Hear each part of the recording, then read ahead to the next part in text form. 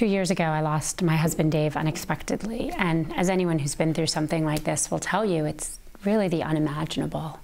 Life changes, and felt like there was a void kind of closing in on me, preventing me from breathing. My brother-in-law, Rob, described it as a boot pressing on his chest.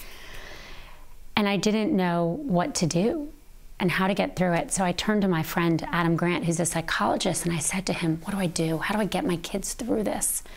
I was so worried that my children would never be happy again, that their happiness would have been destroyed in that instant we lost their father. And what Adam said to me is that the sadness never goes away entirely, and of course it doesn't. I miss him every day. But that there were steps I could take to help my kids and myself recover. Option B is our attempt to share what we learned from people who've studied this for a really long time, but also just amazing people that have faced all forms of adversity and really come out on the other side. And what I learned is that we're not born with a fixed amount of resilience.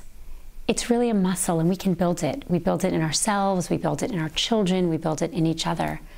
I thought a lot about this. When I wrote Lean In, I talked about people who are single parents and different challenges women face, but I wrote a whole chapter called Make Your Partner a Real Partner. And looking back on it, I realized that might have been so hard to read for people that don't have a partner at all. And I did a post on this last Mother's Day where I said, I didn't get this. You know, being a single mother is harder than parenting with Dave, particularly with grieving children, and I don't face the financial challenges so many single mothers face, and it's unacceptable that we don't give the women and the men and the children in our country who need our help the help they deserve. I feel so lucky to have had the support of Mark Zuckerberg, not just in my career, but through this loss.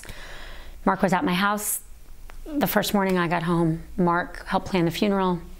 And Mark did something really important, which is he helped build me back up. And this really took me by surprise.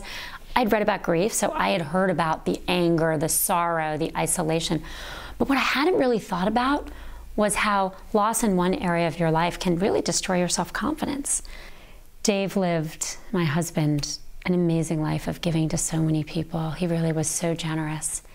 And I think if anyone can get help from this book, recovering from anything, it really honors the life he led.